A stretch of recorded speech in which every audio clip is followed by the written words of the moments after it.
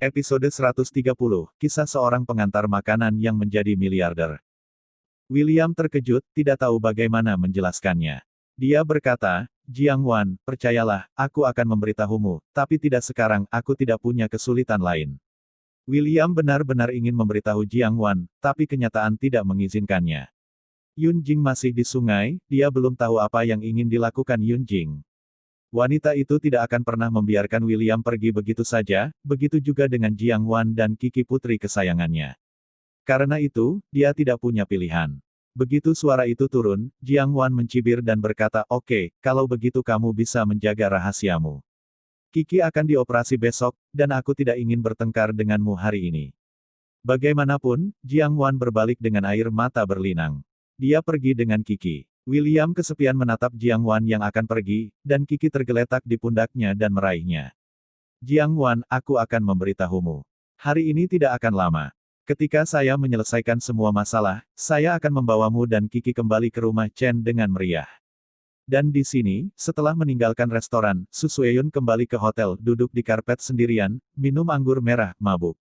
Dengan mata penuh air mata, dia melihat pemandangan malam kota di luar jendela, dan bergumam, mengapa kamu melakukan ini padaku? Apa yang aku lakukan salah?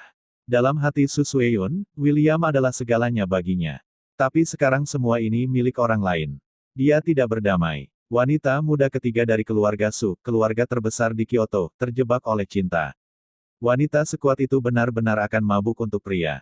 Cahaya bulan tergantung di luar jendela, masuk ke dalam ruang, Su Suejun bangkit, perlahan melepas baju tidur Renda, menunjukkan postur yang anggun.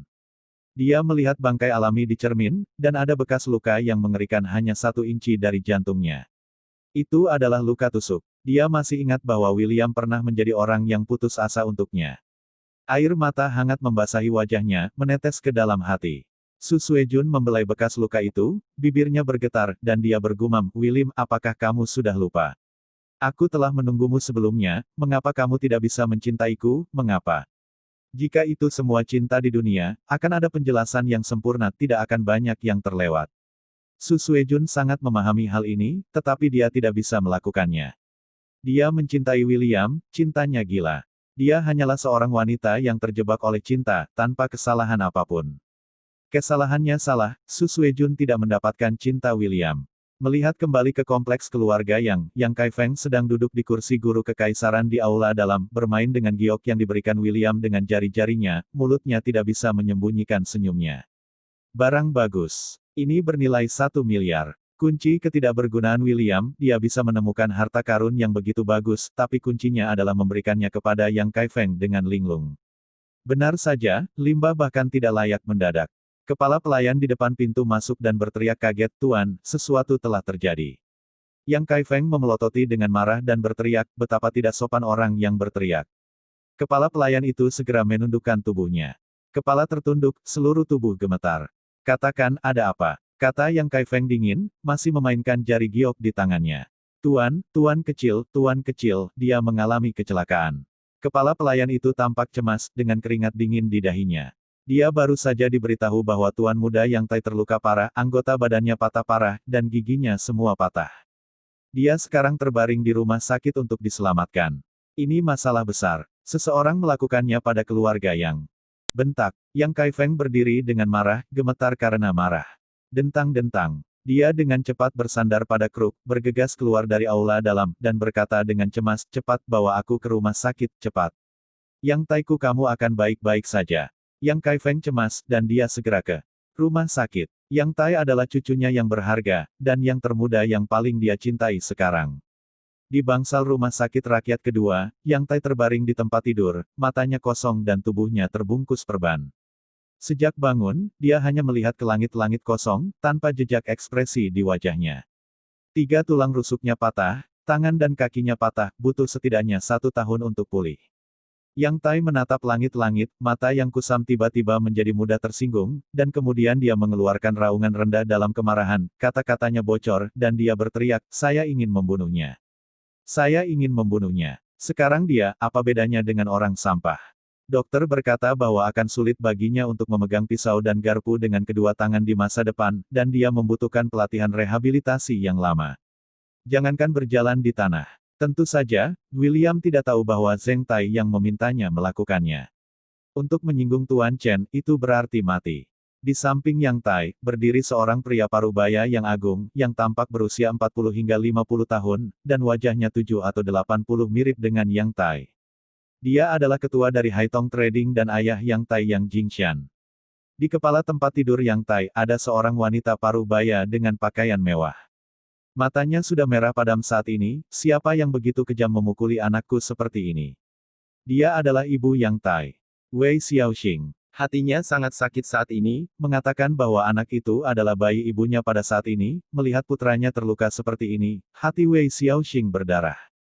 Nak, beritahu ibu, siapa yang menyakitimu, aku akan membiarkan ayahmu menangkapnya. Wei Xiaoxing ingin memegang tangan Yang Tai, tetapi khawatir itu akan menyakitinya, jadi dia hanya bisa melihatnya dengan cemas. Serangkaian air mata mengalir di sudut mata Yang Tai, dan bibirnya bergetar dengan bibir pecah-pecah, ayah, kamu harus membalaskan dendamku. Kepada William, itu orang celaka. Bunuh dia untukku. Aku tidak berguna sekarang. Yang Jingshan dia tidak mengatakan sepatah kata pun sejak dia muncul di bangsal, dan wajahnya sangat suram. William, bukankah itu buang-buang uang? Bagaimana ini bisa dilakukan? Dia tidak ingin hidup lagi. Jingshan, kamu mengatakan sesuatu, bukankah kamu merasa tidak enak ketika putra kita dipukuli seperti ini oleh sampah itu? Kebencian ini harus dilaporkan kepada putranya. Aku ingin spesies liar yang rendah hati itu membayar nyawa putraku. Wei Xiaoxing menangis dan menangis ya, ada tatapan tajam di matanya. Cukup, Yang Jingshan kesal mendengarnya, dan memberi Wei Xiaoxing dengan marah. Kamu adalah wanita di rumah, dan kamu seharusnya merawat putramu, dan membuat masalah sepanjang hari. Jika bukan karena apa yang dia lakukan, William tidak akan melakukan itu. Apa katamu? Bukankah dia anakmu? Baik kamu Yang Jingshan, aku Wei Xiaoxing buta, sebenarnya denganmu. Pahit anakku. Wei Xiaoxing tiba-tiba berdiri, mendorong setelah membuka Yang Jingshan, dia menangis dan gantung diri. Melihat istrinya menangis sangat sedih, Yang Jingshan melihat putranya di ranjang rumah sakit lagi, dan dia merasakan nafas kemarahan di dalam hatinya. Kemudian dia memeluk Wei Xiaoxing dan berkata, oke, jangan menangis, saya akan menyelesaikan urusan putra kita. Saya pasti akan membiarkan William merasakan 10 kali rasa sakit yang diderita Yang Tai. Yang Jingshan benar-benar tidak memperhatikannya ketika dia membuang-buang uang. Tapi apakah William berani membuat tangan yang berat? Bukannya Yang Jingshan tidak tahu temperamen putranya, dia pasti tidak punya apa-apa untuk dikatakan. Tapi itu tidak masalah. William, harga harus dibayar. Setelah berbicara, Yang Jingshan berbalik dan meninggalkan bangsal. Di sini, Yang Kaifeng diantar ke rumah sakit setelah Yang Jingshan pergi. Ketika dia melihat Yang Tai terbungkus perban di ranjang rumah sakit, dia sangat marah, dan dengan marah memukul kruk di ubin lantai, dan berteriak, siapa yang memukul cucuku? Saya ingin dia membayar kembali 10 kali. Yang Tai melihat yang datang adalah Yang Kaifeng, meneteskan banyak air mata, menangis. Kakek, saya menjadi lumpuh, apakah William semua ini dilakukan, balas dendam untuk saya mendengar William melakukannya, Yang Kaifeng memerah, memegang kruk dengan tangan gemetar, dan berkata, oke, Yang Tai, kakek akan menangkap William kembali, mematahkan tulangnya, dan membalas dendam. Setelah itu, Yang Kaifeng dengan agresif memimpin sekelompok orang, menatap malam dan langsung menuju ke rumah Yang Guilan. Pada saat yang sama, lebih dari setengah jam kemudian, William menerima telepon dari Yang Guilan. Bu, ada apa? Sudah larut malam. William sedang mempersiapkan barang-barang yang akan digunakan setelah operasi putrinya di gubuk 7 atau 80. Pada saat yang sama, dia membagikan puluhan ribu amplop merah ke kelompok rekan 94O, 9O 1551. Dianggap sebagai karyawan yang menghargai. William, kamu sangat berani, kamu kerum sekarang juga. Dengan marah, bukan suara Yang Guilan di ujung telepon, tapi Yang Kaifeng. William mengerutkan kening, dia segera memahami sesuatu, dan dengan tenang menjawab, Yang Kaifeng, kamu di sini untuk Yang Tai. Oke, William, sekarang kamu berani memanggil namaku secara langsung. Kamu sangat lancang. Aku akan menangkapmu sekarang juga. Yang Kaifeng dengan marah, setelah mengatakan ini, dia mengangkat telepon. Di rumah keluarga Jiang, Yang Guilan dan Jiang Guomin berdiri dengan gemetar di samping. Mereka tidak tahu apa yang orang tua itu lakukan ketika dia tiba-tiba datang di tengah malam, dan membawa begitu banyak orang. Sepertinya sangat marah. Yang Guilan melirik Jiang Guomin, dan terus mengutuk dalam hatinya, sialan William, dia pasti telah membuat masalah lagi. Kali ini dia telah memprovokasi orang tua itu, dia harus mengupas kulitnya jika dia tidak mati. Yang Kai Feng meletakkan tangannya di atas kruk seperti ini. Di atas kepala harimau, yang sedang duduk di sofa, wajahnya dingin. Seluruh ruangan itu penuh dengan atmosfer pembunuhan. Tidak lama kemudian, Jiang Wan kembali. Dia juga menerima telepon dari ibunya, dan begitu dia masuk, dia melihat kakek yang terlihat muram dan marah saat itu. "Kakek, kenapa kamu ada di sini?" Jiang Wan bertanya dengan sopan, tapi... Bentak, Yang Kai Feng mengangkat kruk emas hitam berkepala harimau di tangannya dan membantingnya ke kaki Jiang Wan. Jiang Wan kesakitan dan langsung berlutut di tanah, wajahnya pucat dan butiran-butiran keringat keluar. Kakek, dia tidak mengerti mengapa kakek tiba-tiba mengalami kebakaran sebesar itu. Ini adalah pertama kalinya kakek memukulinya seperti ini.